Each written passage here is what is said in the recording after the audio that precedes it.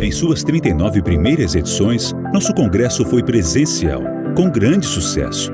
Veio a pandemia. O desafio de realizá-lo à distância mostrou-se oportunidade. Aprendemos a tirar partido da internet e repetimos o sucesso. Agora, para nossa imensa alegria, o pior da pandemia parece ter passado. Assim, podemos voltar a nos encontrar. E vamos comemorar isso no maior centro de negócios da América Latina, na cidade de São Paulo. De dura poesia concreta e discreta beleza. Do ano que se comemora o centenário da Semana de Arte Moderna de 1922. Frente a acontecimentos recentes no mundo das artes, como os NFTs, e frente à perspectiva de realidade virtual e a realidade aumentada virem a fundar uma nova internet, certamente teremos muito o que discutir.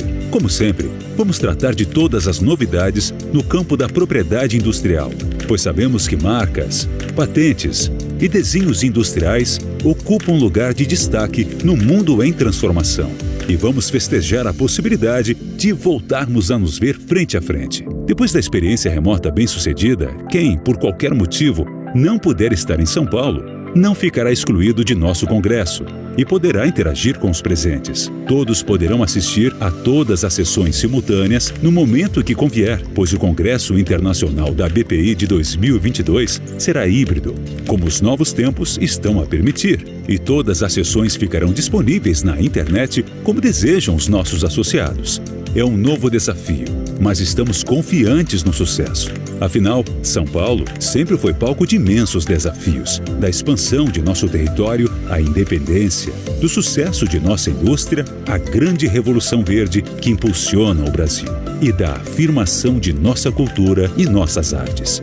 A fronteira agora é no universo virtual e no ambiente de negócios que nele se constrói, totalmente dependente da melhor regulação possível da propriedade intelectual. Se preparem para as discussões instigantes do Congresso Internacional da Propriedade Intelectual da BPI. Será uma grande confraternização. Não perca!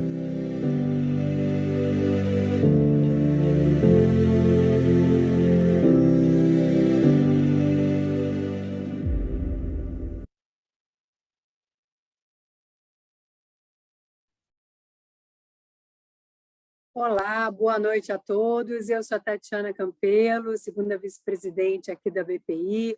E em nome da BPI, em especial do nosso presidente, Dr. Gabriel Leonardo, eu gostaria de dar boas-vindas a todos vocês presentes e, obviamente, agradecer as nossas convidadas especiais da noite de hoje. É completamente inovador. Eu queria aqui agradecer ao Rodrigo, a Monique, enfim, que colocaram esse evento de pé, pela inovação, pela diferença que esse evento vai ser no que a gente está acostumado a ter de evento, de webinar, de momento de encontro. Então, eu acho que a gente está aqui numa noite que promete ser muito agradável, muito enriquecedora e certamente de aprendizado para todos nós. A BPI ela vem sempre incentivando discussões, temas, oportunidades e formatos diferentes de eventos e também incentivando as suas regionais. Então, hoje é a Regional da Bahia que está trazendo esse evento, promovendo e liderando, e nós temos as outras regionais todas também trazendo novidades, trazendo discussões, e é assim que a gente forma, né, a BPI, que é essa associação para esse Brasil enorme que a gente tem. Então, eu queria agora passar a palavra para a Monique, mas, mais uma vez, agradecer a todos, agradecer as nossas convidadas, Edinha e Jana, especialmente, e eu tenho certeza que vamos ter um evento incrível, delicioso, maravilhoso de se ouvir e de se aprender. Muito obrigada a vocês. Boa noite para todas as pessoas que nos acompanham aqui. Obrigada, Tatiana. Queria, então, me apresentar. Sou Monique Bastos, sou coordenadora aqui do Comitê de Diversidade e Inclusão da BPI, mas não estou sozinha nessa. Aqui estou ao lado da Isabela Cardoso, do Pedro Vilhena e também da Joana Siqueira. Então, a gente trabalha em conjunto aqui, num time que está bem diverso, bem bacana de se trabalhar. E estou aqui representando o comitê em mais um evento no qual a gente, né, tem a oportunidade de trazer a diversidade, e especialmente aqui na Seccional da Bahia, estava conversando aqui antes da gente começar, que sou filha, né, de pai e mãe baianos, então para mim aqui é bastante especial, e ainda mais para falar de Chiquinha Gonzaga, um nome ali que também para mim foi muita descoberta, como uma mulher negra, representante aqui de várias interseccionalidades, né, quando a gente fala da questão da diversidade, mas, enfim, estamos aqui para representar o comitê. Tem sido um prazer trazer esse tema em todas as intersecções, em todos os trabalhos em que a gente tem tocado. O comitê vem trabalhando duro aí para trazer diversidade nos nossos congressos, né? Vocês já devem ter notado as comunicações da própria BPI. Quem ainda não notou isso pode notar que também uma comunicação diversa, tem todo esse cuidado sendo feito para que a gente tenha a propriedade intelectual sendo pensada por várias pessoas, trazendo enriquecimento, interação e muito crescimento. Não quero aqui tomar muito do tempo, a gente vai ter oportunidade de falar depois. Deixo a palavra aí com o Rodrigo e desejo um ótimo evento para todo mundo que está assistindo. Obrigada. Então, obrigado, Monique, um abraço aí para você. Então, eu estou muito contente hoje, eu sou Rodrigo Moraes, eu estou agora representando aqui a Bahia na BPI, né, essa comissão seccional, e como representante seccional, e essa noite hoje promete, porque a gente vai estar falando de uma grande estudiosa da música popular brasileira, que é a Edinha Diniz, e ela vai estar falando, né, de uma personagem incrível da nossa história, que é Chiquinha Gonzaga, né, e a gente vai bater esse papo aqui hoje bastante informal, e eu queria indicar a todos esse livro, que é a biografia, né, que essa biógrafa Edinha Diniz escreveu, Chiquinha Gonzaga, uma história de vida, tá? Atualmente pela ZAA, e vocês podem adquirir esse livro pelo site da Companhia das Letras. E eu queria aqui iniciar dizendo que citando uma frase aqui desse livro, já na apresentação que a Edinha faz, olha que frase linda, que parágrafo bonito. Chiquinha Gonzaga não estava a serviço da pátria, nem da humanidade, nem de um marido. Estava a serviço de si mesma, de suas vontades e desejos. Só que isso não era permitido a uma mulher. Então, olha que interessante. Então, imagine que se as mulheres hoje têm dificuldade no mercado de trabalho, então, por isso também eu chamei aqui hoje para estar com a gente a Jana Vasconcelos, essa violonista e compositora baiana, que fez agora um disco lindíssimo de músicas, todas de autoria dela. Então, inclusive já existe até o movimento das mulheres violonistas, compositoras violonistas, né? Quer dizer, antigamente só tinha, inclusive eu já ouvi até, Jana, um machismo assim, quando uma mulher tocava o violão com força, com vigor, dizia assim, poxa, ela toca bem, parece um homem tocando.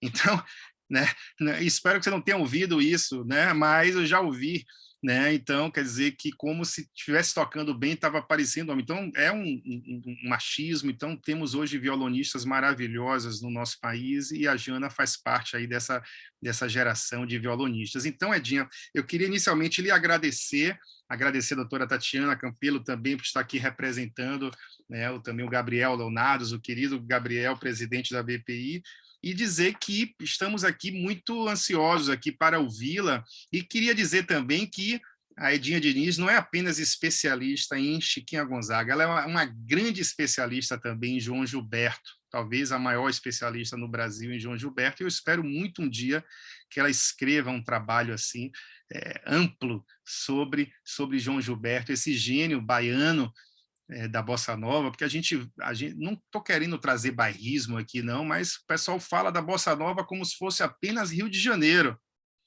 mas sem a batida do violão desse baiano e sem a maneira dele cantar, não haveria Bossa Nova. Então, a Bossa Nova não é só a paisagem do Rio de Janeiro, o Corcovado tem aquela batida criada, né, inovadora de um baiano chamado João Gilberto, com quem Edinha Diniz conviveu pessoalmente, trabalhando a trabalho, e tem muitas histórias também para contar, e talvez sirva aí, talvez um próximo encontro aí no próximo ano para a gente falar de João Gilberto, quem sabe, né? Então, Edinha Diniz, muito obrigado aqui pela sua presença, pela sua participação, uma grande honra tê-la aqui conosco, muito boa noite.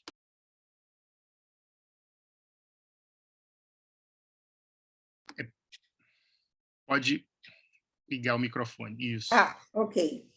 Boa noite a vocês todos. Obrigada, Rodrigo, pelo convite. É um prazer. E, enfim, eu queria começar comentando, Rodrigo, acho que foi você, né?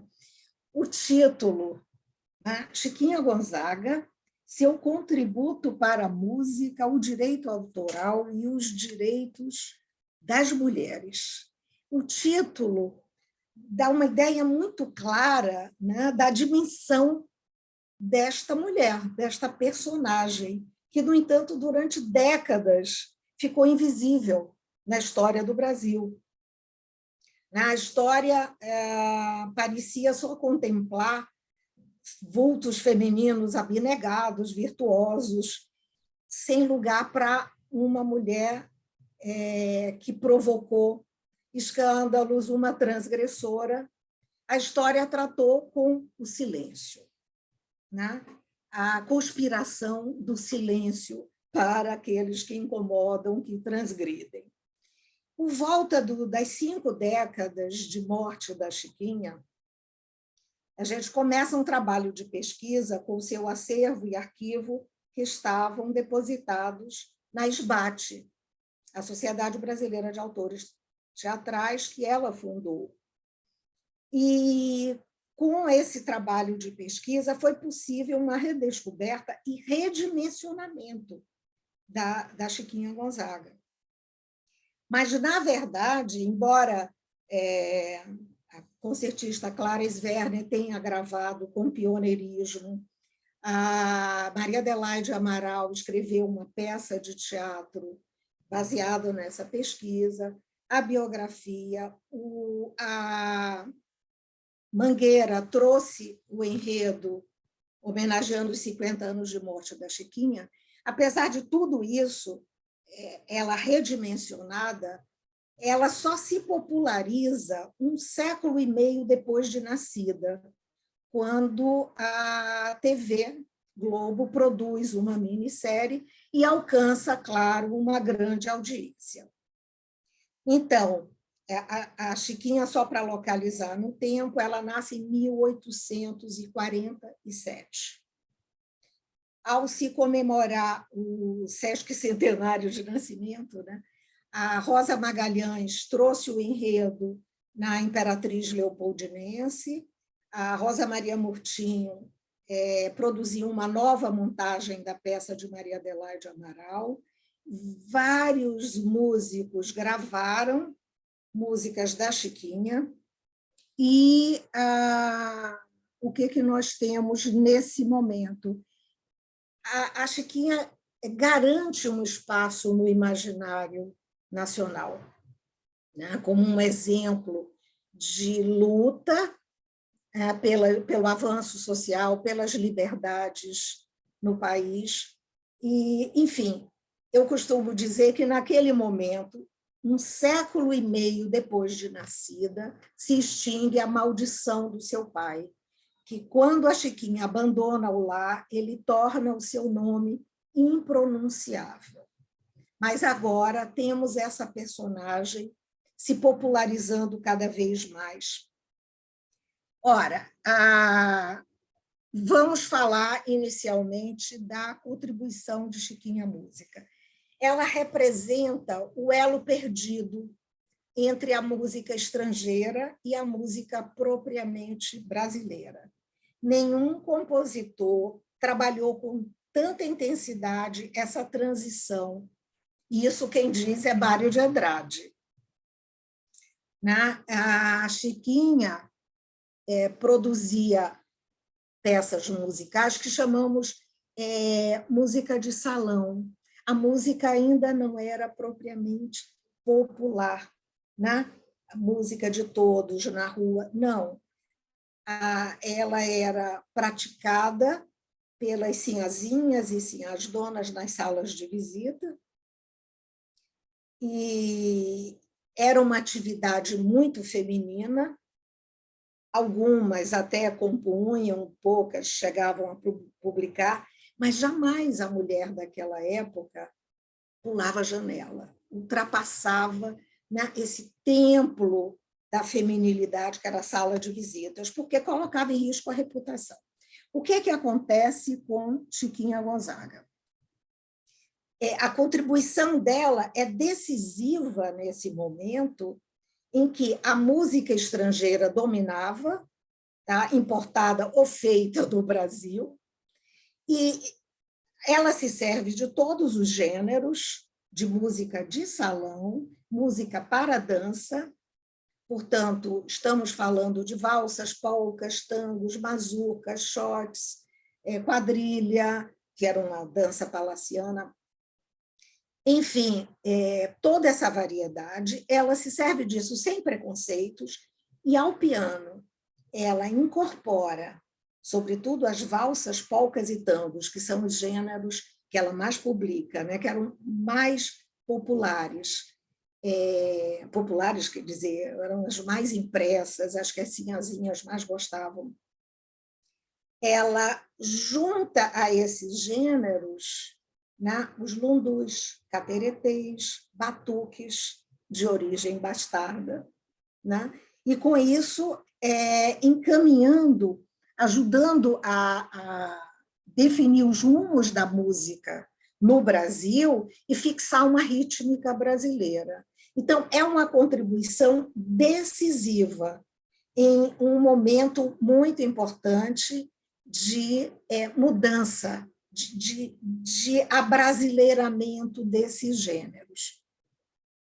Eu gosto de lembrar que, na base dessa construção exuberante que é a música brasileira, está uma sensibilidade feminina.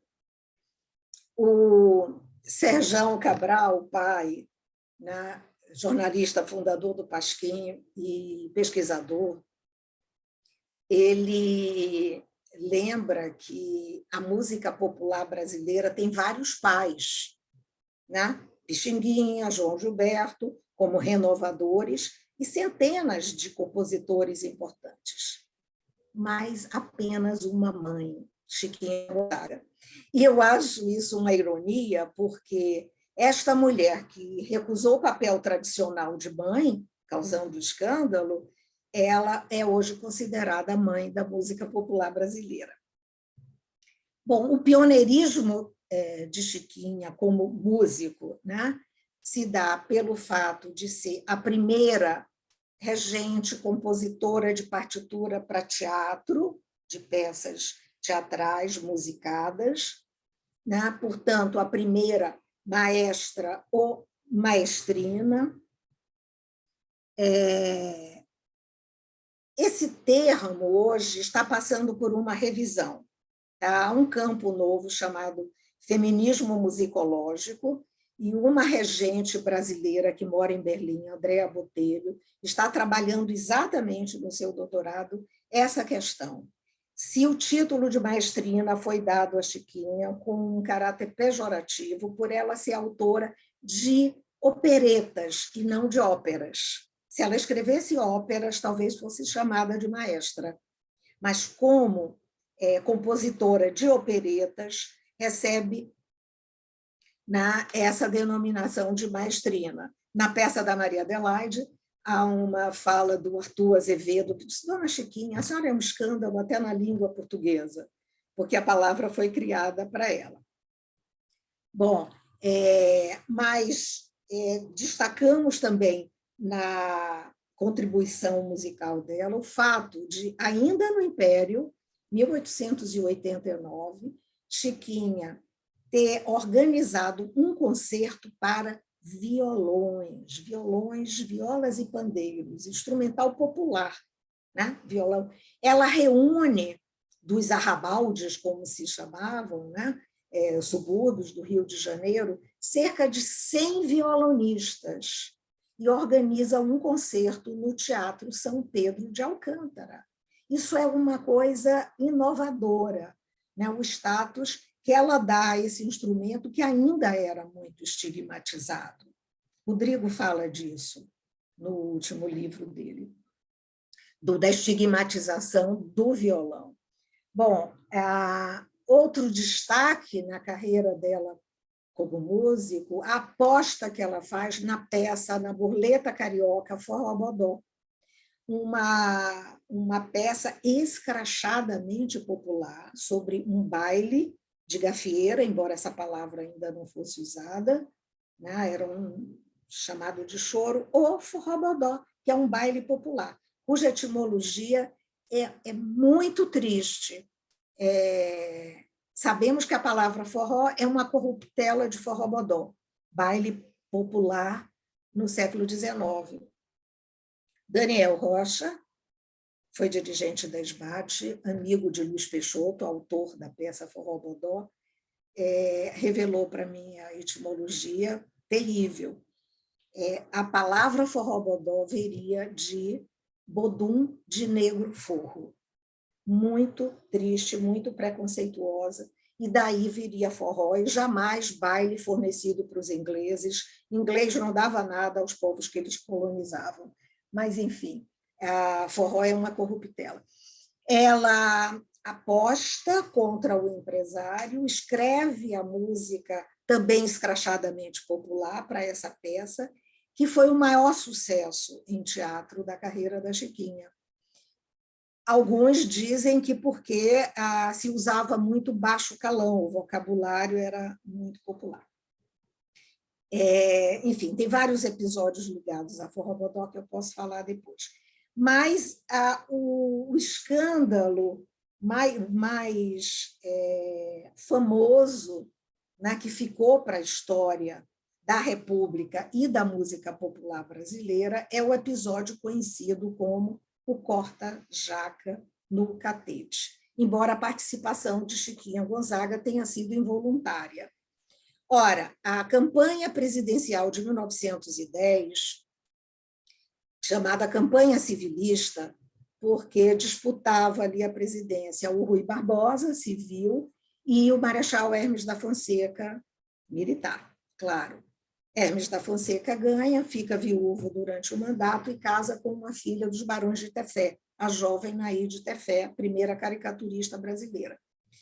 A Catulo da Paixão cearense, poeta, compositor, letrista, era amigo do Marechal e comenta com a primeira-dama que observava que das recepções palacianas não se executava música brasileira. Ela pede a um ex-professor de violão dela, morador em Petrópolis, o Emílio Pereira, uma peça que lhe ensine uma peça de violão.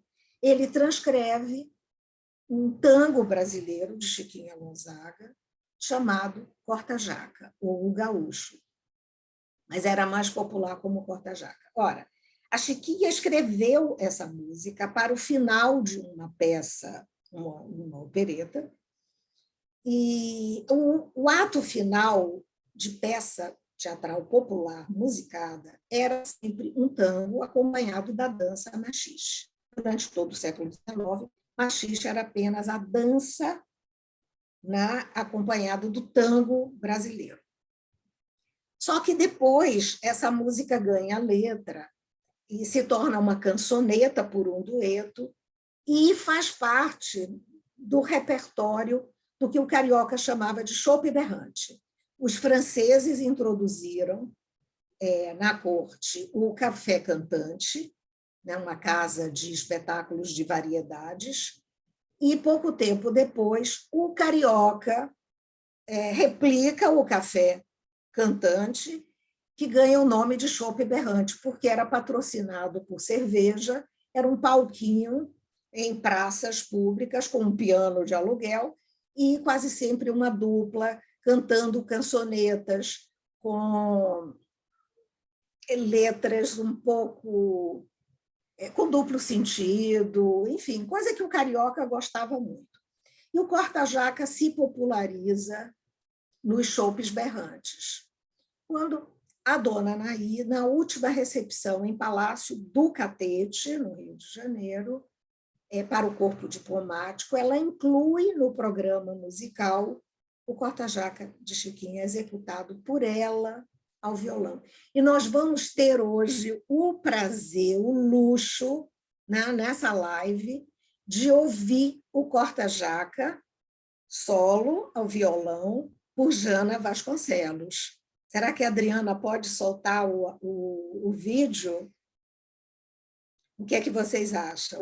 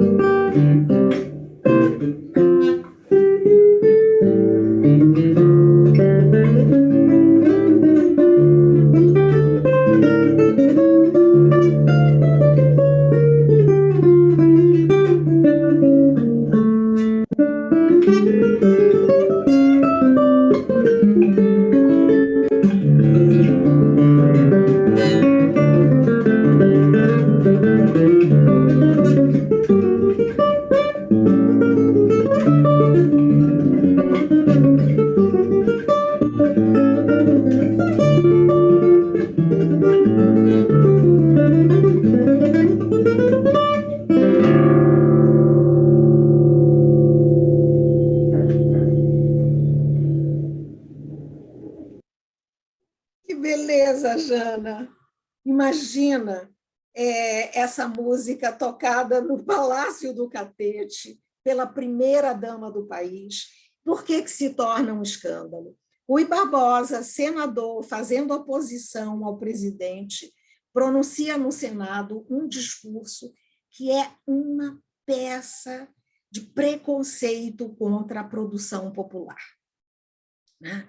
Afinal, o que é o corta-jaca, que eu ouvia falar e tal, a mais bárbara das danças selvagens, irmã gêmea do batuque, do cateretê e do samba, e ele finaliza o discurso, aqueles que deviam dar ao país o exemplo das boas maneiras elevam Corta-Jaca à categoria de Wagner. Enfim, isso ganha a capa dos jornais, foto de Chiquinha Gonzaga como autora da música, embora a participação dela tenha sido involuntária. Um historiador de música popular chegou a dizer que Chiquinha Gonzaga foi a princesa Isabel da alforria musical, né, por este episódio. Eu gostaria de falar agora da contribuição da Chiquinha ao direito autoral. Embora sobre a criação da sociedade pioneira na arrecadação e defesa do direito autoral, o Rodrigo Moraes, nesse livro, na Evolução da Gestão Coletiva de Direitos Autorais no Brasil, do rádio ao streaming, ele recupera toda essa parte histórica com muita profundidade, com muito rigor, e a SBAT tem um papel ali de destaque, sendo a sociedade pioneira. Ele aprofundou bastante essa pesquisa. Então, o que eu posso dizer? Que, na origem, isso é preciso ser sempre lembrado, que na origem da defesa do direito autoral no Brasil está a presença do compositor popular, no caso de uma compositora popular. Por quê? A Sociedade Brasileira de Autores Teatrais inclui, prioritariamente, autores ou escritores de teatro, como eles se diziam, né? Autores teatrais, mas escritores de teatro. O termo dramaturgo não aparece ainda. Mas eles, autores, trabalhavam no serviço público, em repartições, estavam na imprensa, eram homens de prestígio, mas o compositor popular era muito desprestigiado. Por quê? No século XIX, nós não temos ainda nenhuma forma de reprodução sonora, de registro do som. Então, a música só existe ao vivo. E o grande entretenimento do carioca é o teatro musicado. O teatro declamado precisava de subvenção pública. O povo gostava mesmo era de música, como depois, né, gostou da chanchada. Enfim. Mas nos palcos populares, para os quais a Chiquinha Gonzaga escrevia, né, alguns anos depois de se lançar como compositora, ela já escrevia para teatro, que era uma atividade mais bem remunerada. Ora, as melodias mais agradáveis saíam dali do palco no assobio. O assobio, essa prática tão simples, né, no século XIX, o grande meio de divulgação da música popular. Não temos nenhuma forma de registro. Ora, a música no ar é facilmente apropriada por outro. O compositor senhor, atuante da década de 10, intitulado Rei do Samba na década de 20, dizia malandramente que samba é como um passarinho, é de quem pegar. Então, as músicas da Chiquinha, muito popularizáveis, né, eram apropriadas por outros. Ela sofre mais do que o autor de texto. Ora, mas nós sabemos, isso Rodrigo Moraes mostra também sempre no livro dele, a cada inovação tecnológica, a questão do direito autoral se recoloca. E qual é a inovação tecnológica ali que pega a Chiquinha em atividade? O disco. O desenvolvimento dos processos mecânicos de reprodução de música, né, isso que faz a fortuna do Fred Figner, um personagem que merece ser lembrado, tem uma vida muito curiosa, um homem que fez fortuna com a música popular brasileira, o surgimento do disco, recoloca a questão e deixa a Chiquinha indignada, né, com produções suas que aparecem em disco sem autorização, sem remuneração, sem registro, enfim. Ela, desde o começo do século XX, que ela reclama, né, a propriedade de obras suas, mas, a partir de 1913, ela lança uma campanha, tá? Antes de João do Rio, viu, Rodrigo? Ela lança na imprensa a campanha reclamando, né, do disco e da exploração do seu trabalho.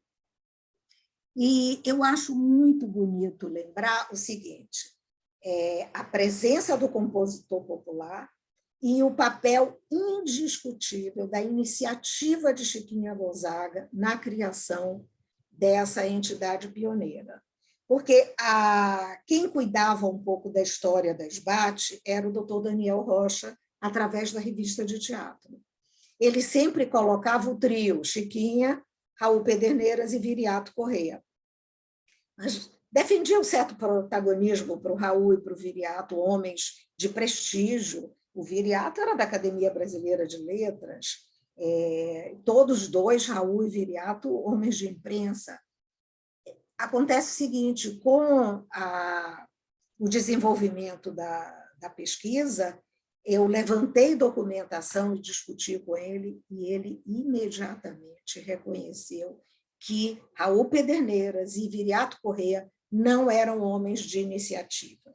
E, de próprio punho, ele revisou, né, e retificou a iniciativa da Chiquinha. A SBAT foi, durante muito tempo, chamada Casa de Chiquinha Gonzaga. Ela mandava e desmandava. Durante um tempo, a sede era no mesmo prédio em que ela morou por último, né, na Praça Tiradentes, e ela vivia, tinha um piano na sede da SBAT, e ela vivia ali contratando, dispensando, demitindo, aprovando e desaprovando tudo, era a casa dela. A cadeira número 1 é de Chiquinha Gonzaga. E, enfim, participam também da fundação da SBAT maestros, quer dizer, compositores, mas para teatro, de partitura de teatro, de operetas, de burletas. O compositor popular ainda não tinha prestígio para bancar, para peitar a classe empresarial. E, nesse livro do Rodrigo, a luta pela afirmação da SBAT aparece muito bonito com o material que ele levantou. Bom, a trajetória da Chiquinha Gonzaga se encerra de forma triunfante para uma mulher que começa a vida profissional como professora de piano, depois pianista de conjuntos de choro, ou pianeira, como eles chamavam, depois compositora, em seguida maestrina ou maestra, e, no final da vida, líder de sua classe, ao fundar a primeira sociedade protetora e arrecadadora dos direitos autorais no Brasil. Bom, essa questão está tão bem desenvolvida no livro do Rodrigo que eu estou apenas sintetizando a contribuição da Chiquinha ao direito autoral no Brasil. O último bloco, digamos assim, é a contribuição dela aos direitos da mulher. Chiquinha Gonzaga é autora de uma peça musical muito singela e, no entanto, a que melhor revela o seu caráter corajoso e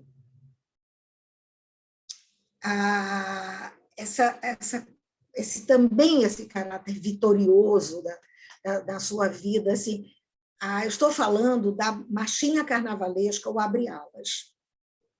Nessa marchinha, que a Chiquinha não publicou em vida em partitura, ela considerava uma coisa menor, ela incluiu numa opereta de costumes cariocas, e ficou lá jogado no arquivo, no acervo dela, mas ali ela diz o seguinte, ou abre alas, que eu quero passar, Rosa de Ouro é que vai ganhar.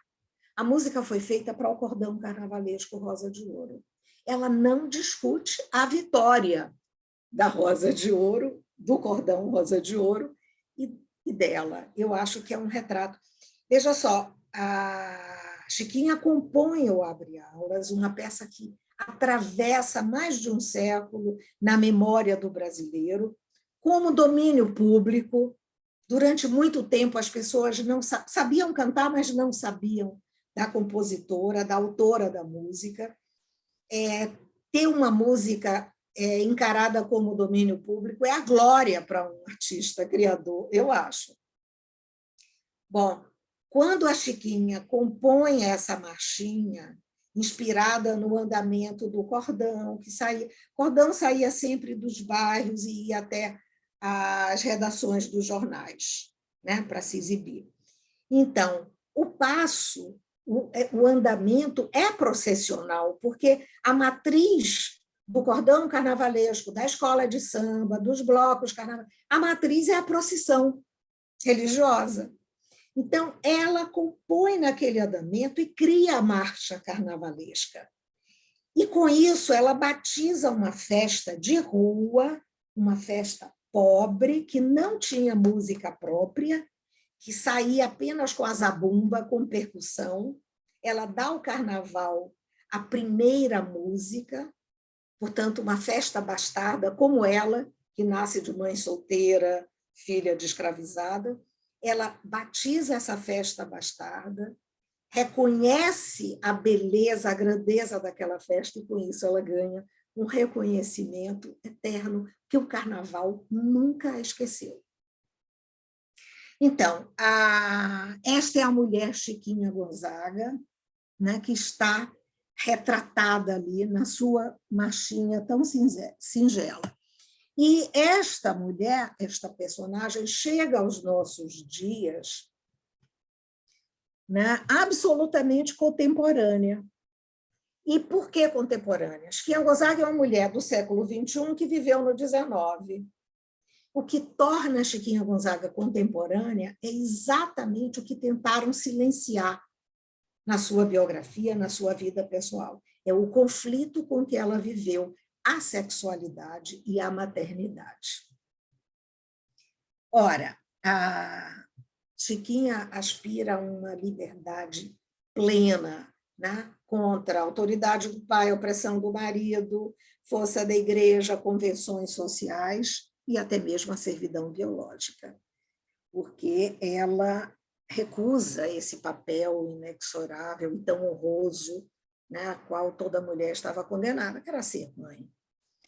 Bom, o silêncio com que punem a transgressão da Chiquinha, o Machado de Assis nos alerta que, contra a conspiração do silêncio e da indiferença, os grandes têm um aliado invencível, que é a conspiração da posteridade. Foi o que aconteceu com ela, né? O primeiro grande escândalo na vida pessoal da Chiquinha se dá quando ela tem apenas 23 anos, casada com 3 filhos, e ela abandona o lar por uma paixão. Paixão essa, sem a qual ela não teria produzido a obra que produziu.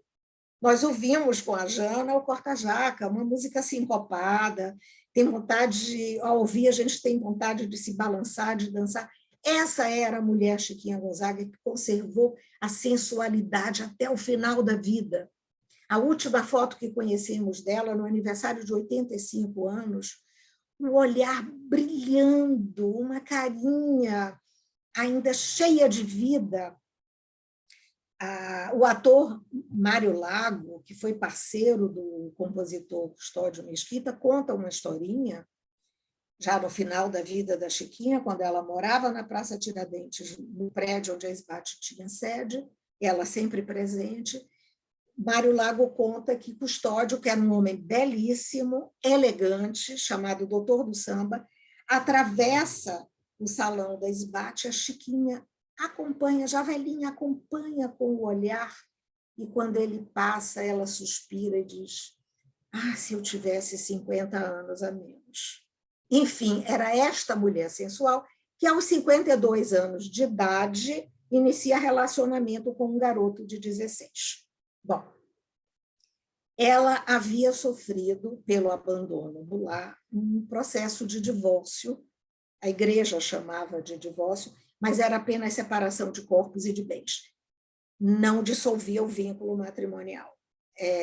O marido, como ela engravida do amante, tem mais um filho, o marido se sente ultrajado, inicia um processo de divórcio no tribunal eclesiástico e ela é condenada como adúltera. Isso é um escândalo, uma mulher que não é mais casada, não é solteira. Qual seria o destino dela? O ostracismo, um desterro em sua própria terra. Mas a Chiquinha reage a isso como? Nesse mesmo ano da sentença por adultério, ela explode na vida pública como compositora, por acaso com uma polca com o título de Atraente, porque na sua composição a polca ganhou a atração de todos os passantes e tal, e ficou com esse nome.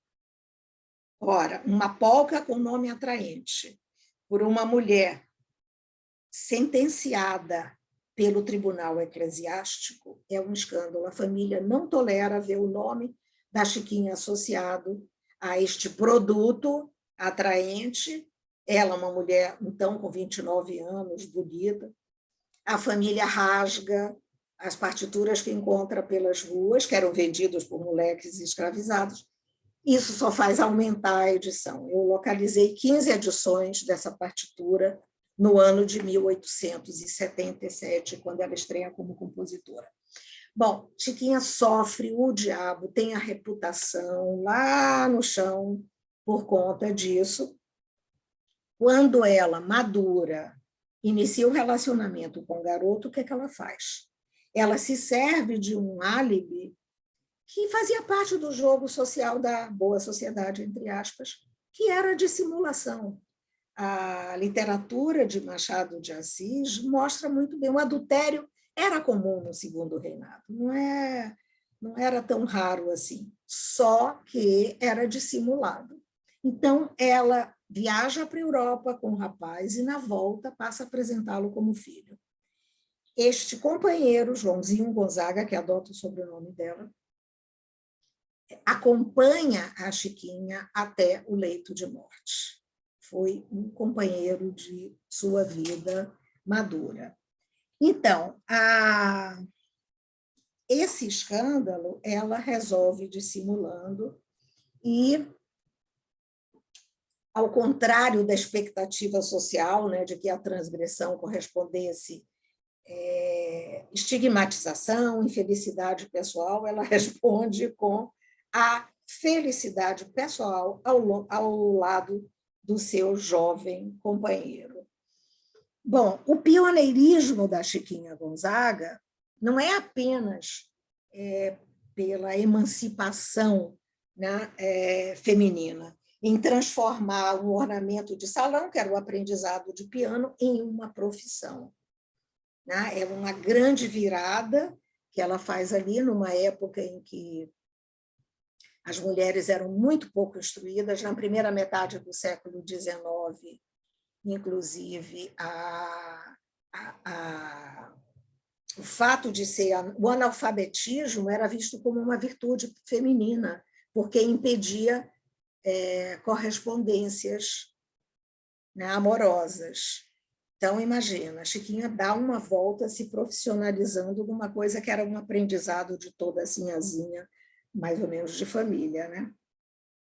Então, encurtando, hoje nós temos essa compositora que se serviu de tudo sem preconceito, que afrontou todos os preconceitos na sua vida pessoal, que produziu música para consumo imediato de dança de salão. Ela hoje é executada, sua música é executada nos salões de concerto. A popularidade da Chiquinha que ela alcança, né? Hoje nós temos estudos como a da Andrea Botelho em Berlim, publicações Temos uma dissertação de mestrado a ser publicada agora, estou preparando o prefácio, do Rafael de São Paulo. A obra dela frequenta o repertório de grandes concertistas no mundo. O ano passado ela foi gravada por uma pianista em Hong Kong, ao lado de Clara Schumann, compositoras mulheres que merecem esse destaque. Ela é muito reverenciada pelo repertório do choro, no repertório do choro, por músicos de choro, e o seu exemplo de coragem e determinação inspira mulheres na luta por liberdade e dignidade. A Chiquinha dá nome não só a ruas pelo Brasil inteiro, como homenagens em população de baixa renda, como centros comunitários que têm o seu nome, ocupação de sem-teto que tem o seu nome, escolas. E, enfim, o reconhecimento do carnaval eterno, né? Eu acho que vai se cantar o Abre Alas sempre. O reconhecimento de camadas de baixa renda que se manifesta dessa forma. E a Chiquinha ganhou, há exatamente 10 anos, em maio de 2012, um reconhecimento oficial. A presidente Dilma Rousseff instituiu o dia do seu nascimento, 17 de outubro, como Dia Nacional da Música Popular Brasileira. Então, é essa história que se atualiza nesta quarta onda feminista e na atual luta antirracista, como afrodescendente. Então, a Chiquinha continua na onda, continua popular, como um símbolo forte nas lutas por liberdade no Brasil. É isso que eu queria falar. Acho que me estendi demais. Monique, Rodrigo, me estendi, né? Maravilha, Dinha. Um espetáculo e deixa um gostinho de quero mais, assim, uma profundidade no tema e uma grande oradora você, né? Assim, didática, né? Não é só boa escritora, não, também Baiana. Falou Baiana. Muito bem, em pouquíssimo tempo, fez assim, deve ter dado um trabalho, assim, você condensar, porque condensar é difícil, né? Você falar e é muito difícil isso, ainda mais você que sabe muito sobre a matéria. Então, quanto mais a gente sabe de algo e tem um tempo curto para dizer, né? Então, mas, Rodrigo, você me deu o roteiro, 3 blocos. Não, eu não dei roteiro nada, eu só dei assim o tema, você que é autora de tudo. Eu queria passar a palavra aí para a Monique, e tem perguntas aí, Monique? Olha, eu estava sondando e coloquei aqui no chat, mas enquanto a Edinha falava, eu tenho várias.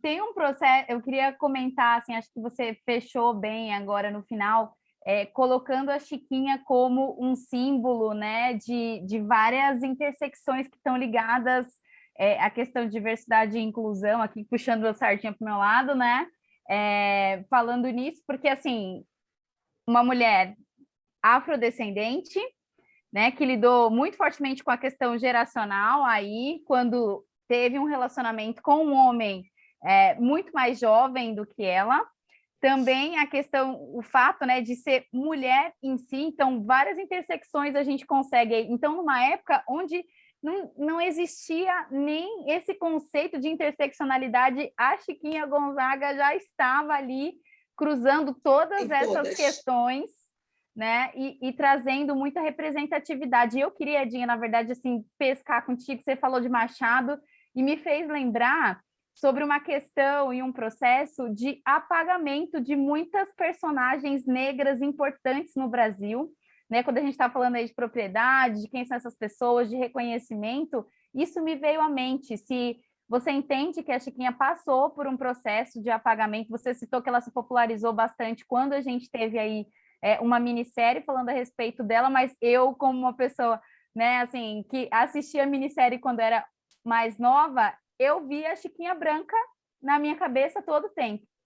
Então, assim, eu sei que a gente tem aqui nem tanto tempo, mas se você pudesse comentar sobre esse processo e como você entende isso, e qual a importância de trazer todas essas faces da Chiquinha hoje em dia, né, para justamente empoderar nessa questão da diversidade e da propriedade, do papel que ela exerce, acho que seria excelente. Ok. De fato, a Chiquinha sempre foi representada em teatro e em televisão como uma mulher branca. Nós sabíamos que o casamento, né, José Basileu, pai, e Rosa de Lima, mãe, era interracial. Isso se sabia por relatos em família e pela descendência. Ok? O que acontece? As duas biografias que antecederam a minha falavam em um nascimento nobre, a segunda biografia de um sobrinho neto, inclusive, para justificar a atividade da Chiquinha, diz que ela foi ensinar piano para alimentar os 5 filhos, e aí colocava os 3 do casamento, a filha da relação adúltera, digamos, e o garoto Joãozinho, tá? Porque trabalhar para uma mulher da nobreza... Bom, quando eu decidi que ia aprofundar a pesquisa, que era apenas para um roteiro de cinema, eu fui à igreja onde ela teria sido supostamente batizada. E, para mim, foi um choque. Minhas pernas tremiam no balcão da igreja quando eu abro o livro de batismo e encontro o primeiro registro dela, filha de mãe solteira. Até então, quer dizer, era um nascimento bastardo, o pai reconhece depois, mas eu não sabia muito. 13 anos depois, esse nascimento é legitimado, o dela e dos irmãos. Você supõe o quê? Os 2 se casaram, houve um casamento. Procurei em todas as paróquias próximas ao bairro onde eles moravam, não encontrei. Muito bem. Quando eu preparo, só 10 anos depois da minissérie, quando eu preparo a edição para comemorar os 25 anos do livro, da primeira publicação, a Cúria Metropolitana do Rio de Janeiro já estava com o seu arquivo organizado e com acesso ao público.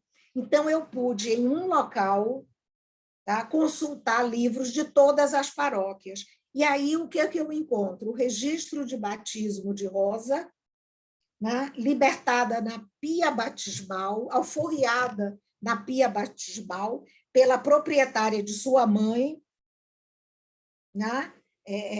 E encontro mais uns 2 ou 3 registros de batismo de mãe solteira de Rosa, que mostra que aquele jovem militar, José Basileu, emprenhava Rosa, que paria, ele chegava lá depois, reconhecia. Mas e o casamento? O casamento eu fui encontrar em um livro chamado de Casamentos... meu Deus, eu falo disso na nova edição, né, revista e atualizada do livro. Casamentos Ocultos. Tá? O arquivo da Cúria tinha, parece que, 2 livros de casamentos ocultos. O que acontecia? O imigrante vinha de Portugal, da Espanha, casado, chegava aqui, montava uma nova família e, em troca de uma boa donação para a igreja, para resolver o final ali, proteger a companheira, casava. Mas esse casamento era oculto. Tá? Então, o pai da Chiquinha, José Basileu, quando ela já tem 13 anos de idade, eu presumo que, preparando a filha para um casamento arranjado, tal, ele procura o bispo, providencia um casamento oculto com Rosa, e no registro diz que o motivo pelo qual ele pede o casamento oculto, ele confessa em segredo ao bispo. Então, não ficamos sabendo, claro, porque ele já tinha uma vida marital, conjugal. Então, a família dele era de sociedade, digamos, né?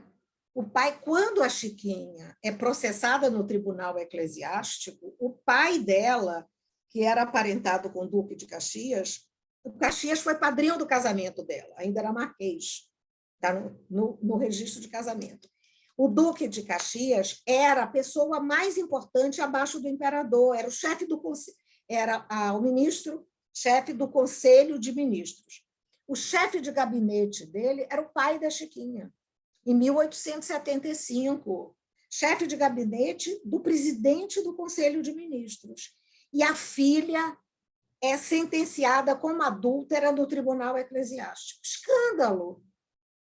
Quando ela mais tarde dissimula, a maturidade, né, e a experiência mostrou que era preciso isso, ela faz esse jogo, né, de dissimular essa relação.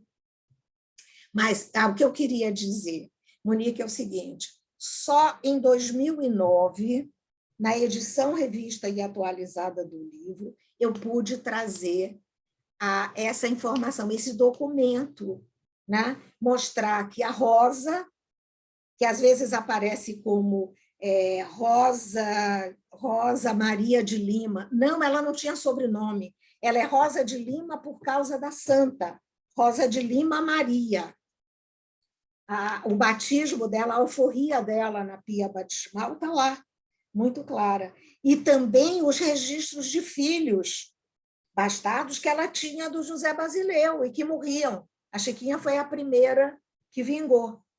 Então, só em 2009 foi possível comprovar mesmo que ela é neta de uma escravizada.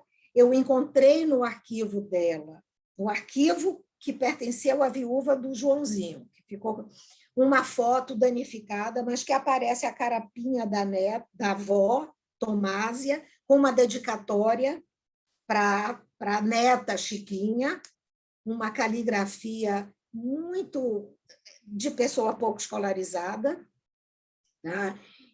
Mas não tem a face inteira, só um pouco do cabelo e tal.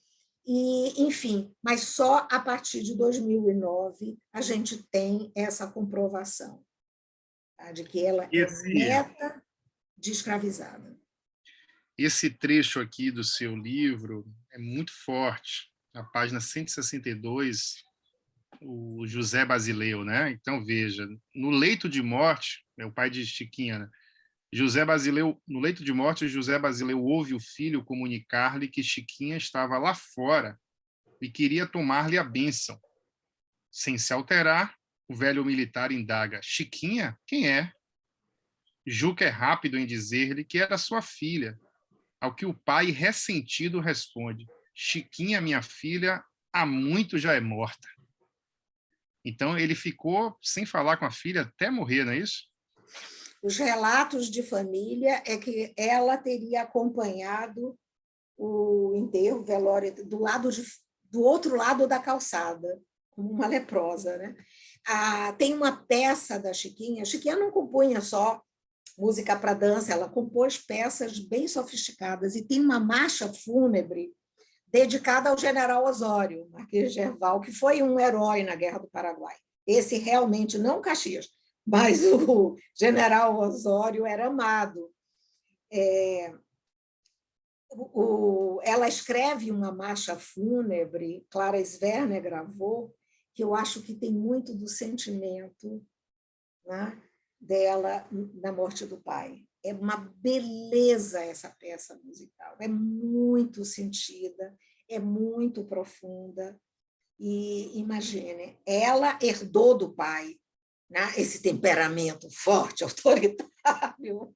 Ela é uma réplicazinha do José Basileu, né? Essa força não vem de Rosa, vem do José Basileu. Então, o sentimento de não poder se despedir do pai, tá? Eu acho que está na marcha fúnebre, gravada por Clara Sverner. Mas foi ótima essa questão que a Monique nos trouxe, porque permitiu mostrar isso, né? A gente só pode falar historicamente com documentação, né? E essa documentação só nos foi possibilitada quando a Cúria organizou, por causa dos Mormons, Nós sabemos que o rebatismo é muito importante na religião dos mórmons. Eles têm lá em Utah, nos Estados Unidos, o maior centro de documentação sobre genealogia. Então, eles ofereceram à Cúria Metropolitana, foi o que me contaram, né, instalações para o arquivo em troca da microfilmagem de todo o arquivo, que eles levam para Utah, né, nos Estados Unidos. Então, eles microfilmaram todos os livros de batismo, casamento, óbito da igreja, quer dizer, até o final do Império, né, quando a igreja e o Estado eram unidos, por isso que o tribunal que julga Chiquinha é o tribunal eclesiástico. Não temos ainda, né, o casamento civil. O casamento válido é o da igreja. Tem coisas interessantíssimas nesse arquivo. Esses divórcios estabelecidos pelo que eles chamavam de divórcio. Tá? Tanto que, na época da pesquisa, eu não tinha acesso, eles não queriam ouvir falar em divórcio, porque a nossa lei do divórcio é de 1977, governo Geisel, não é isso? Então, a igreja não fala que ela usava, desde o Concílio de Trento, o termo divórcio, perpétuo ou temporário. O que ela fazia? Para proteger patrimônios, principalmente. Né? O marido dilapidava o patrimônio da esposa. A igreja chegava, colocava a mulher casada, né, a esposa, na casa de um pai, de um irmão ou de um parente masculino, entrava com o processo e já separava bens. Então, o divórcio da igreja é para separação de bens e de corpos, não desvinculava o matrimônio. No Rio Grande do Sul, há muitos processos assim, de estancieiros e tal, em que a igreja intervinha e, né, protegia o patrimônio. E esses livros estão lá na Cúria Metropolitana do Rio de Janeiro, no prédio da Catedral Metropolitana, no subsolo, com ar-condicionado, com pesquisadores, historiadores e funcionários que dão acesso a esses livros curiosíssimos. Então, Edinha, essa minissérie aqui, até comprei na época, DVD, quando saiu, direção do Jaime Monjardim, né, com Regina Duarte e Gabriela Duarte, né, fazendo o papel de Chiquinha Gonzaga né, adulta e ela ainda jovem. Inclusive, a Regina Duarte chegou até a ser ministra da Cultura há pouco tempo, quer dizer, ministra não, né, secretária da Cultura, que acabaram com o Ministério da Cultura, infelizmente, mas são atrizes, né, brancas, né? Então não havia ainda essa certeza historiográfica dessa questão, né, do que você está dizendo. Perfeito. E acredito que, eu não sei de quando é essa série, exatamente o ano. 1999. 99. Ainda não estava tão forte essa coisa, né, essa questão do movimento negro para lutar por atores negros. Ainda não havia tanto isso, né? Por exemplo, na faculdade não tinha cotas ainda. Hoje a Faculdade de Direito da UFBA e várias outras existem cotas. Então, eu não me lembro, não sei se você lembra, se houve algum repúdio, alguém dizendo, olha, não era para ter sido atriz branca. Você vê que hoje até a Ivone Lara, não teve uma história dessa, da Ivone Lara, que a personagem que ia fazer na peça de teatro não era tão negra assim, não era? Até nisso, era negra, mas não era tanto, e já houve uma briga. Então, aqui, na época, eu não recordo de ter tido briga alguma ou questionamento. Passou. No ano anterior, no teatro, Rosa Maria Murtinho protagonizou a Chiquinha. Antes, a Regina Braga, grande atriz paulista, protagonizou a Chiquinha. Todas brancas. Tá? Não havia... A descendência da Chiquinha toda misturada. Tá?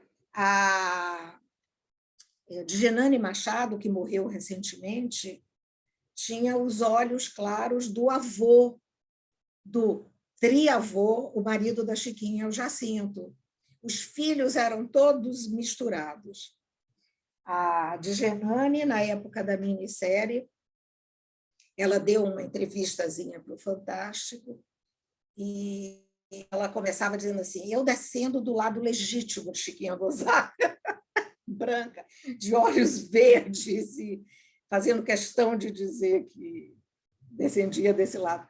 Enfim, essa questão não estava posta ainda, né? Agora, você vê a Regina Duarte fazendo uma mulher transgressora, libertária como a Chiquinha, prova que ator não tem texto próprio, não sabe o que declama, o que diz, não, simplesmente decora texto, né? Mas, enfim, não posso dizer nada, porque ela era muito popular na época e ajudou a popularizar a Chiquinha. Uma revista de fofocas, na época, quis me intrigar, né? Saber o que eu estava achando, porque, enfim. Eu disse, olha, a grande antagonista da Chiquinha Gonzaga foi a mentalidade do tempo dela. Era com isso que ela se debatia.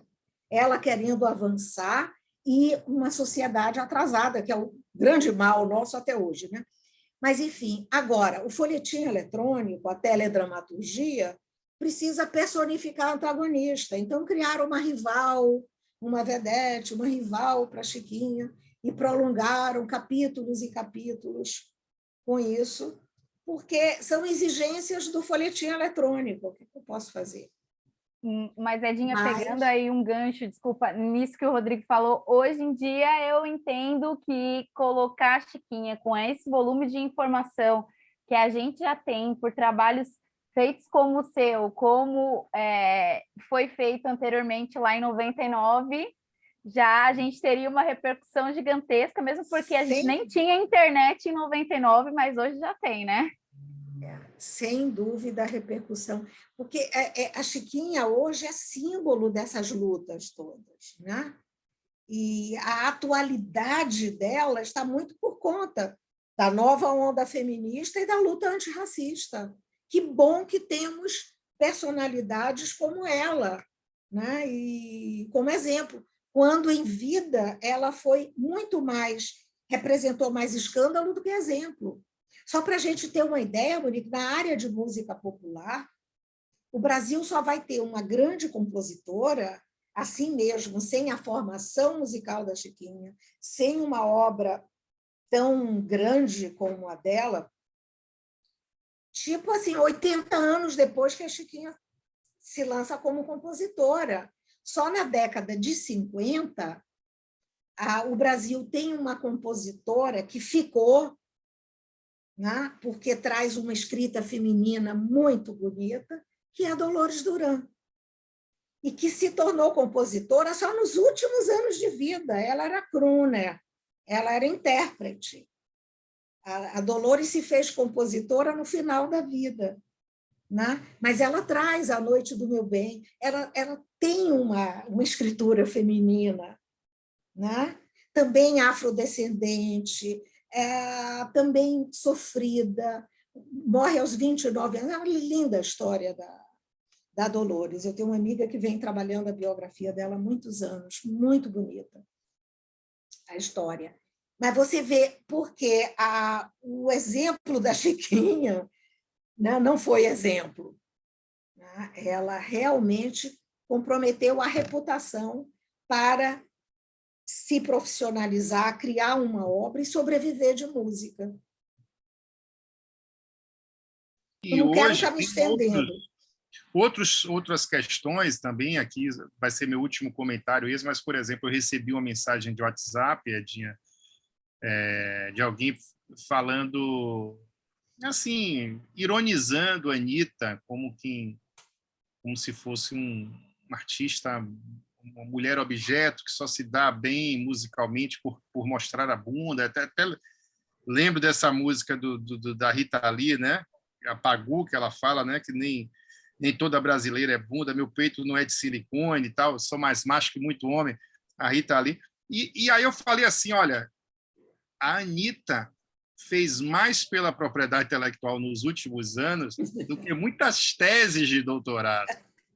Eu defendi a Anitta, né? Falei, olha, não vou entrar no mérito musical, porque a questão de música é uma questão pessoal, cada um tem seus gostos, suas preferências, mas em matéria de propriedade intelectual, ela deu uma resposta para um deputado federal que queria alterar a Lei 9.610, uma resposta assim antológica, assim, excelente.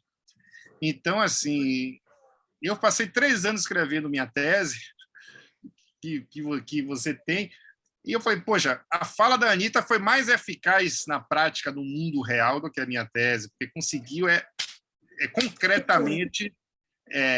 foi uma frase que ela criticou o deputado sobre a alteração, né, que os hotéis não queriam pagar direitos autorais e tal. Então ela falou, olha, né, não recordo exatamente a frase, mas foi assim muito bem posta a questão, né?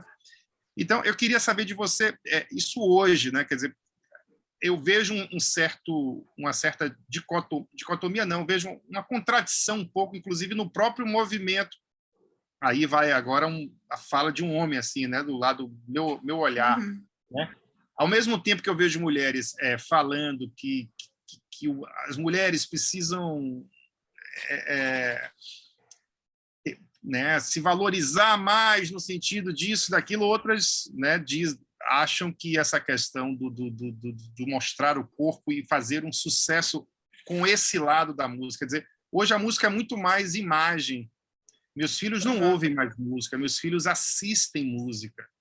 É uma coisa muito doida aí, essa maneira de consumir música. Porque quando eu tinha 14, 15 anos, eu comprava um vinil, ficava vendo o encarte do disco, lendo quem eram os músicos, e eu ficava só ouvindo. Eu não vejo mais as pessoas hoje pararem para ouvir música, as pessoas assistem música. Então, esse lado do corpo, essa questão visual, estética, passa a ter uma importância muito grande para o show business, que na época não havia, né, assim, essa importância toda para o corpo, para a estética visual, era apenas a questão do som mesmo e da música. Então, você acha que... Como é que você vê essa questão hoje de necessariamente o mundo pop, o mundo das mulheres? Você acha que Chiquinha Gonzaga hoje... Eu acho que ela não criticaria a Anitta, para dizer, você só mostra a bunda. Como é que você acha que seria esse... Que tipo de música ela estaria fazendo hoje? Né? É uma pergunta. Né? Esta mulher libertária que usava todo tipo, todo gênero, sem nenhum preconceito, misturava tudo. Que música ela estaria fazendo hoje? Eu acho que todas. Edinho, mas ela já era muito transgressora, né, na época dela. Você citou na sua própria fala, né? Olha, a gente está ouvindo a Jana tocar aqui e a gente está com vontade de mexer o corpo, porque aquilo já era considerado sensual para aquela época. E eu acho que eu queria só fazer uma observação aqui, que também existe muito dessa questão de a gente ver mulheres fazendo alguns comentários, porque mulheres também reproduzem o machismo, né? A gente vive numa sociedade machista e isso invariavelmente acaba passando pela criação. Eu imagino, assim, se hoje já né, várias coisas já são consideradas um escândalo, Chiquinha foi mãe solo, na época dela nem era assim que chamava, né? Era mãe solteira mesmo, e aquilo já era uma transgressão. Se você for ver hoje em dia também, quantas mulheres não perdem oportunidades de colocação profissional e de tantas outras, porque ainda são vistas, né? Uma mãe solo não é vista da mesma forma que uma pessoa, né? Que uma mãe ali que está dentro de uma família tradicional. Isso sem entrar em outros aspectos, né? A gente está falando de família tradicional. Mas, enfim, só coloco aqui mais esse comentário, essa contribuição, falando a esse respeito. Na época dela, ela já era extremamente transgressora, né?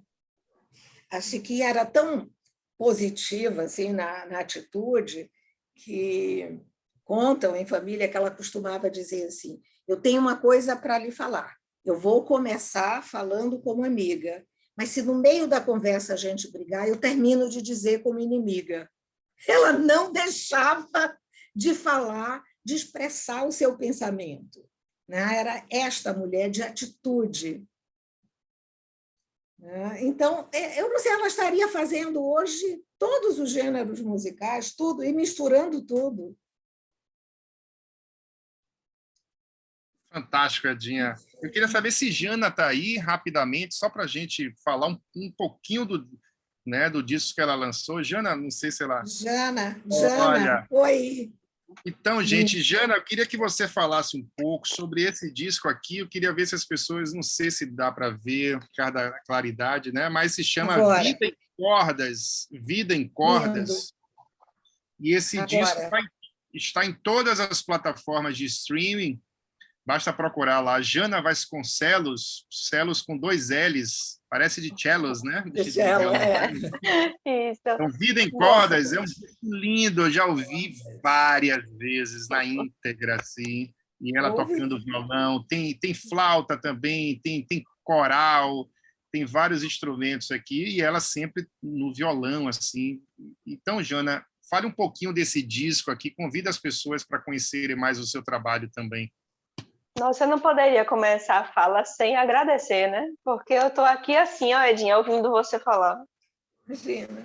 Meu Deus do céu, eu fiquei muito curiosa na parte que você falou que Chiquinha tem obra executada por 200 violões. Eu preciso conhecer isso. Sim, Impressionante, viu? Então, muito obrigada pela aula. Nossa Senhora, estou aqui, tenho mais a ouvir do que a dizer. Então, minha gratidão a você pela linda colocação, né? Por tudo. E a Rodrigo, meu querido amigo, pelo convite, por estar participando dessa sala aqui especial. Então, eu falar um pouquinho de Vida em Cordas, né? Eu posso começar dizendo que eu sou violonista de formação, sou formada em violão clássico, e no meio do meu curso, a composição me pegou de um jeito que não me largou mais. Então, Vida em Cordas é um disco todo autoral, né? Um disco de compositor, apesar de eu estar como solista em todas as faixas, é um disco de compositora, né? Então, eu comecei a compor no ano de 2005, e quando eu vi que eu estava com a quantidade boa, assim, de faixas, de obras, eu resolvi, agora que eu preciso colocar isso aí, não deixar guardado para mim, né? Mostrar o que eu vim fazer aqui para outras pessoas, e assim, no dia 17 de março, eu lancei, né, depois de 6 anos de produção, e Ave Maria, só sou gratidão. Muita gente escutando, mandando mensagem positiva, então acho que assim, é uma grande alegria poder receber esse carinho, mas confesso que a gente ouvindo assim, né, Edinha falar, um dia pretendo viver disso, porque atualmente eu vivo dando aula para pagar minhas contas, então um dia eu pretendo alcançar a compositora Jana Vasconcelos profissional, né? Então, mas assim, eu já estou muito contente, então o que vem agora eu estou pronta para receber, aberta aí para o universo. Obrigado, Jana, e parabéns mais uma vez pelo seu trabalho, assim, espero, né, que a gente divulgue. Coloquei o link aqui para todo mundo, coloquei o link do YouTube, porque todo mundo tem, mas está em todas as plataformas, no Deezer, Spotify, Apple Music, né? Apple, pode todo Isso, mundo aí. Vida em Cordas, Jana Vasconcelos, né? Tem meu e-mail, qualquer coisa, manda aí o link do meu Instagram, que aí qualquer pergunta o pessoal pode me contactar depois. Fala seu Instagram aí para todo mundo, Jana. Vamos lá, Jana Vasconcelos 2. Vasconcelos com 2 L's e no final 2 numeral. Jana Vasconcelos 2. Joia, eu sigo você no Instagram para ficar vendo os arranjos. Você faz também os arranjos de outros compositores. Isso. E eu queria falar, inclusive, se der tempo, um pouquinho desse arranjo. Você me instigou a fazer um arranjo para o Corta-Jaca, né? Eu fiz especial para esse encontro e deu trabalho, viu, meu amigo? Deu trabalho, porque eu fui inventar de fazer um arranjo complicado de executar, mas no final das contas deu tudo certo, a gravação deu certo. Aí eu pretendo colocar... Isso. Eu vou colocar esse vídeo no YouTube, acho que a qualidade dá para passar, né? Eu tenho alguns vídeos caseiros no YouTube também, então acho que está válido. Eu vou postar, né, para o pessoal escutar depois com calma. Escreveu o arranjo? Não, né? Escreveu já não, né? Que nada, velho. Só fiz na prática mesmo aqui, estudando, até ficar mais ou menos bem executado, né? Porque às vezes eu faço coisas que nem eu mesmo consigo tocar. Mas ficou razoável. Ficou lindo. Ficou lindo. Não, gente, excelente. Eu estou muito contente aí por essa noite. Achei que foi uma noite assim incrível. Quem quiser conhecer mais da Chiquinha Gonzaga, tem o livro, né, da Edia Diniz. Eu comprei eu tenho uma edição dos anos 80, a primeira edição, e tem essa edição mais atual, que já tem informações novas. Então, pelo site da Companhia das Letras, vocês podem encomendar, tá certo? Então, agradecer mais uma vez a Edinha, que ela tem uma enciclopédia, ela é uma enciclopédia jurídica da nossa música popular brasileira, não conhece apenas a personagem Chiquinha, mas muita coisa de música, e a gente sempre, eu ganhei aí essa amizade, sempre estou ligando e tirando alguma dúvida e consultando. Estou escrevendo um artigo agora sobre João Pernambuco, Jana, sobre um caso do Luar do Sertão, que ele não colocaram crédito dele, então ele teve uma questão autoral grave na época, isso antes do Código Civil de 16. Então, veja que, de fato, o direito autoral era isso, era como samba é como passarinho, é de quem pegar, era um salve-se quem puder. Então, já evoluímos muito, mas temos muito a evoluir. Temos muito a evoluir ainda. Dinha, eu estava vendo uma matéria agora, já temos no Brasil mais de 1.900 cursos de direito. E a OAB recomenda, tem o selo da OAB, cerca de 190 faculdades só de direito. Então, veja, em 2003, eu assisti uma palestra do então ministro Gilberto Gil, havia cerca de 650 cursos de direito no Brasil em 2003. Então, a gente teve mais de 1.200 cursos de 2003 para cá. Então, é um verdadeiro estelionato educacional o Brasil tem em relação a cursos de direito. Então, é uma coisa... E veja, pouquíssimas faculdades têm a matéria de propriedade intelectual no seu currículo. Graças a Deus, no ensino existe essa matéria, esse componente, né, essa cadeira, que não é obrigatória, é uma matéria optativa, mas que tem um grande interesse do corpo discente, dos alunos, né? Então, a matéria de direito autoral e propriedade industrial, que é uma matéria optativa. Então, e aí a BPI, que é essa instituição, né, de defesa, de divulgação, Associação Brasileira da Propriedade Intelectual, tem uma grande missão de fomentar que os cursos de direito, e não só de direito, a matéria de direito autoral, propriedade intelectual como um todo, é uma matéria interdisciplinar. Então, é um absurdo uma pessoa formar em música e não saber o que é um direito conexo, o que é gestão coletiva. Então, é uma matéria que deveria ser ensinada nos cursos de música, nos cursos de teatro, nos cursos de computação, no curso de biologia, no curso de engenharia. Falar de patente, quer dizer, então, e veja, o Brasil, né, teve agora foi criada a Estratégia Nacional de Propriedade Intelectual, e uma das metas dessa política pública de inserir essa matéria nos cursos, não apenas de direito, né? Então, fica aqui esse desafio para todos nós, para a BPI, que a gente leve essa... E o estudo é interdisciplinar. Então, estudar direito autoral sem ler a biografia que a Edinha fez, né, fica faltando, né? Então, tem que ler para entender o contexto histórico. Não adianta a gente estudar o direito sem saber. Organizei um livro em homenagem ao Orlando Gomes, esse professor daqui baiano, civilista maravilhoso. Esse livro foi lançado pela Edufba. Eu organizei, são 140 crônicas de Orlando Gomes, né? Escreveu em jornais daqui da Bahia. E tem uma crônica que ele escreve aqui sobre o Código Civil, o projeto dele do Código Civil, década de 60, início da década de 60, e esse projeto do código dele foi absolutamente criticado. Ele recebeu críticas assim, e aí ele escreveu uma crônica chamada Os Detratores do Projeto de Código Civil. Veja, nem divórcio ele defendia ainda no início dos anos 60, mas ele fala da anulação de casamento, uma ampliação das hipóteses, e ele foi absolutamente criticado, o professor Orlando Gomes. Eu tenho um livro aqui em que juristas de São Paulo detonam Orlando Gomes, diziam que ele queria acabar com a família, que ele queria isso, que aquilo. Então, veja que Orlando Gomes estava à frente de sua época, um civilista muito à frente do seu tempo, E isso tem um preço. Você está à frente do seu tempo, você, inevitavelmente, você recebe críticas. Então, a Chiquinha Gonzaga recebeu muitas críticas, porque falar hoje de divórcio no curso de Direito Civil é muito fácil. Eu quero ver você falar isso nos anos 60, nos anos 50. Aí a coisa era bem diferente, né? Então, imagine há mais de 100 anos atrás o que Chiquinha Gonzaga viveu, né? Então, Edinha, muito obrigado aí por essa noite incrível que você nos proporcionou. Muito obrigado, Jana, pelo seu talento, pela sua musicalidade. E, Monique, foi um grande prazer aí conhecê-la, tá bom? Espero que a gente faça novos eventos aí e agradecer a nossa vice-presidente da BPI, a Tatiana Campelo, aqui pela sua participação.